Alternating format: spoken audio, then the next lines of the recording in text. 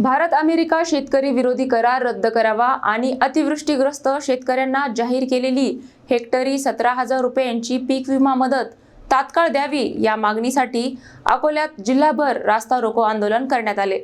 अकोला जिल्ह्यात शिवसेना उद्धव ठाकरे गटाच्या वतीने विविध ठिकाणी तीव्र रस्ता रोको आंदोलन छेडण्यात आले।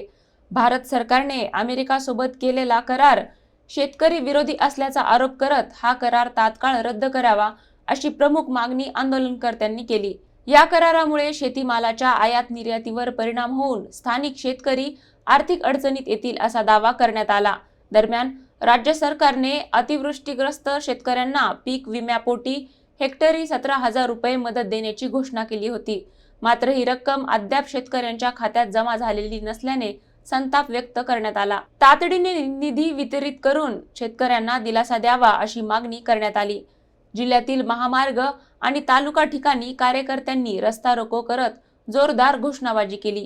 काही ठिकाणी वाहतुकीवर परिणाम झाला होता। पोलिसांच्या बंदोबस्तात परिस्थिती नियंत्रणात ठेवण्यात आली।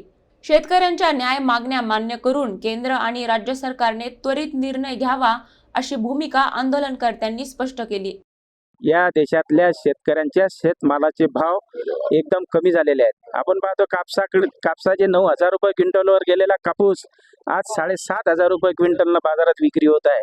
9,000 रुपयाच्या वर गेलेली तूर आज 8,000 रुपयापेक्षा कमी भावानं विकावं लागत आहे।